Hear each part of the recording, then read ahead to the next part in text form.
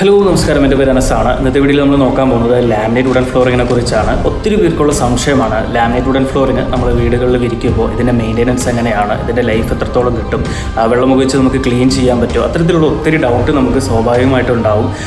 നിങ്ങൾക്കുള്ള എല്ലാ ഉത്തരങ്ങളും ഈ വീഡിയോയിൽ കിട്ടും. കൂടുതൽ വിവരങ്ങൾക്കായിട്ട് താഴെ തന്നിരിക്കുന്ന നമ്പറിലും ബന്ധപ്പെടാവുന്നതാണ്. അപ്പോൾ വീഡിയോയിലേക്ക് കിടക്കാം.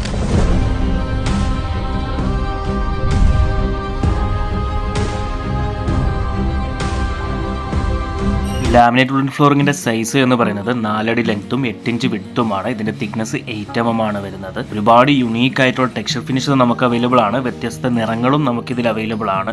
അതുപോലെ തന്നെ വ്യത്യസ്ത രീതിയിൽ വിരിക്കാവുന്ന വുഡൻ ഫ്ലോറിങ്ങും നമുക്ക് അവൈലബിൾ ആണ്. ലാമിനേറ്റ് വുഡൻ ഫ്ലോറിങ്ങിൻ്റെ ലുക്ക് ആൻഡ് ഫീൽ തന്നെ വളരെ യുണീക്കാണ്. അതുപോലെ തന്നെ ഇതിൻ്റെ മെയിൻ്റെനൻസും വളരെ എളുപ്പമാണ്.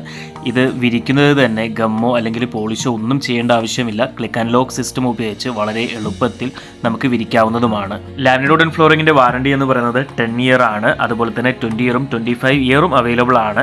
നമുക്ക് കളർ ഫെയ്ഡോ തേയ്മാനമോ സംഭവിക്കുകയാണെങ്കിൽ സിംഗിൾ പീസ് ആണെങ്കിലും ഈ കാലയളവിൽ കമ്പനി നമുക്ക് മെറ്റീരിയൽ മാറ്റി തരുന്നതായിരിക്കും.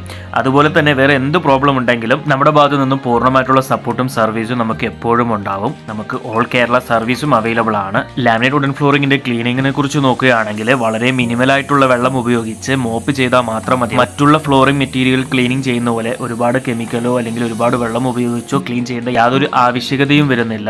ലാമിനേറ്റഡ് വുഡൻ ഫ്ലോറിംഗ് വെള്ളം കെട്ടിക്കിടക്കാൻ സാധ്യതയുള്ള ഏരിയകളിൽ ചെയ്യാതിരിക്കുന്നതാണ് ഏറ്റവും നല്ലത്. നമ്മൾ ചെയ്യാൻ റെക്കമെൻഡും ചെയ്യുന്നില്ല. ഉദാഹരണത്തിന് ബാത്റൂം ഏരിയ, എക്സ്റ്റീരിയർ ഏരിയകളിൽ ചെയ്യാതിരിക്കുക. ഈ ലാമിനേറ്റഡ് വുഡൻ ഫ്ലോറിംഗ് ഒരു വുഡ് മെറ്റീരിയൽ ആയതുകൊണ്ട് തന്നെ ഒത്തിരി പേര് ചോദിക്കുന്ന മറ്റൊരു ചോദ്യമാണ് ഈ ടെർമൈറ്റിനെ എങ്ങനെ അതിജീവിക്കാമെന്നും അതുപോലെ തന്നെ ടെർമൈറ്റ് അധികമുള്ള സ്ഥലങ്ങളിൽ നമുക്കിത് ചെയ്യാൻ കഴിയുമോ എന്നുള്ളതും. ഇത് വുഡ് ആയതുകൊണ്ട് തന്നെ ടെർമൈറ്റ് അധികമുള്ള സാഹചര്യങ്ങളിൽ ചെയ്യാതിരിക്കുകയാണ് നല്ലത്. അതിന് അൾട്ടർനേറ്റീവായിട്ട് SPC ഫ്ലോറിംഗ് ചെയ്യുന്നതായിരിക്കും ഏറ്റവും ഉചിതം.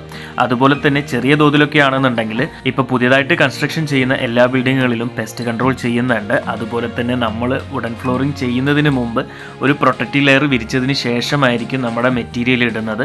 അതുകൊണ്ട് തന്നെ ഓവറോൾ നല്ലൊരു പ്രൊട്ടക്ഷൻ കിട്ടുന്നതായിരിക്കും നമ്മുടെ മെറ്റീരിയലിന്. നമ്മൾ ലാമിനേറ്റഡ് വുഡൻ ഫ്ലോറിംഗ് മാത്രമല്ല SPC ഫ്ലോറിങ്ങും അതുപോലെ തന്നെ നാച്ചുറൽ വുഡൻ ഫ്ലോറിങ്ങും ഡെക്കിങ്ങും നമ്മൾ ചെയ്യുന്നുണ്ട്. ഡെക്കിംഗ് എന്ന് പറയുമ്പോൾ WPC ഡെക്കിങ്ങും EPA ഡെക്കിങ്ങും നമ്മൾ ചെയ്യുന്നുണ്ട്. അങ്ങനെ ഒത്തിരി പ്രൊഡക്റ്റുകൾ നമ്മൾ ചെയ്യുന്നുണ്ട്. ഓൾ കേരള നമുക്ക് സർവീസും അവൈലബിൾ ആണ്.